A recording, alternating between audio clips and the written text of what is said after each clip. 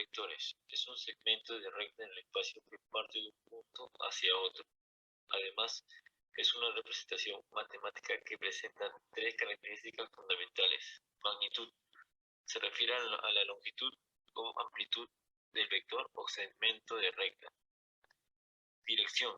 Se refiere a la inclinación con el cual forma un ángulo. Sentido. Se refiere a la orientación del vector, indicado por la cabeza de la flecha. Los vectores en física tienen por función expresar las llamadas magnitudes vectoriales. Por ejemplo, aceleración, velocidad, fuerza. También se simboliza mediante una flecha. Un vector también se puede simbolizar con letras. Para representar un vector de esta forma se hace uso de la siguiente convención. Una flecha sobre cualquier letra, cuando la letra no presenta una flecha o está entre dos barras. Significa que solo hacemos referencia a una magnitud. Tipos de vectores. Vectores nulos son aquellos donde origen y extremo coinciden y por lo tanto el módulo o magnitud es igual a 0. Vectores unitarios son aquellos cuyo módulo es igual a 1. Vectores paralelos están situados en rectas paralelas pero poseen un mismo sentido o contrario. Vectores opuestos se caracterizan por tener la misma dirección y magnitud, pero su sentido es opuesto, y así podemos encontrar muchos vectores más.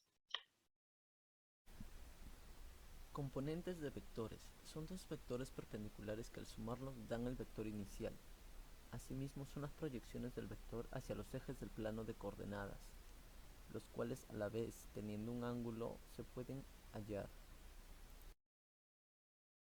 Descomposición de vectores. La descomposición de vectores es obtener los componentes de un vector, es decir, la proyección sobre los ejes del plano cartesiano x, y, z del vector original, tal que vector f es igual a la componente en el eje x más la componente en el eje y más la componente en el eje z.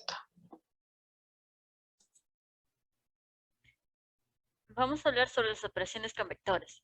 Tenemos la adición con sustracción. Acá tenemos el método geométrico, que consiste en obtener el vector resultante uniendo el punto de origen con el punto final. Se puede emplear con más de dos vectores. Como podemos ver en la imagen, tenemos 4 vectores, que al juntarlas o formar una figura nos da una resultante que vendría a ser la suma de estas. A la suma de dos o más vectores también se le conoce como el vector resultante.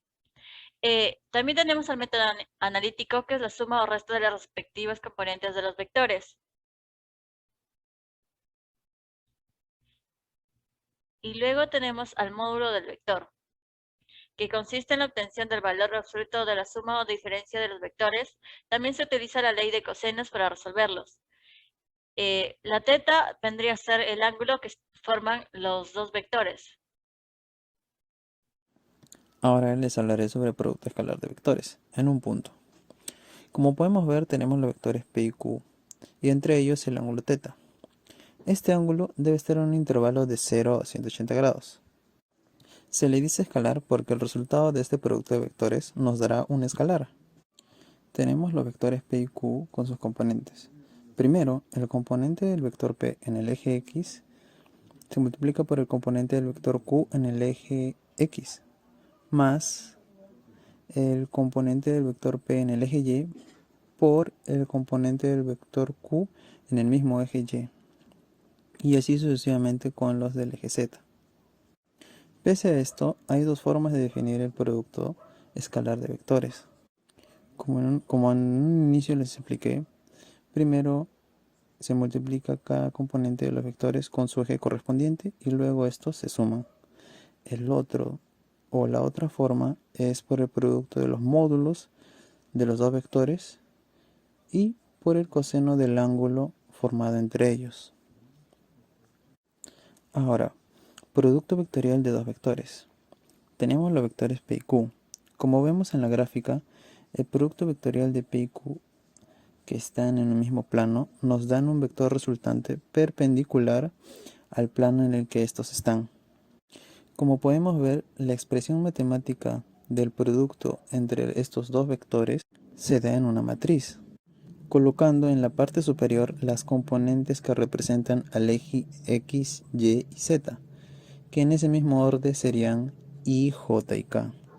Luego se colocan las componentes del vector P y por último las componentes del vector Q. Separando la matriz principal en cada componente I, J, K, operamos y nos da una expresión principal resaltada en el cuadro verde. Y por último, para saber la orientación del vector resultante, usaremos la regla de la mano derecha. En el primer gráfico, la resultante es positiva en la dirección de AB, que es de forma antihoraria. Por otro lado, en el segundo gráfico, cuando se invierte el orden de los factores girando de manera horaria. Por último tenemos el vector nulo. Es el vector de coordenadas 0,0, o bien se define como el vector de longitud o módulo 0.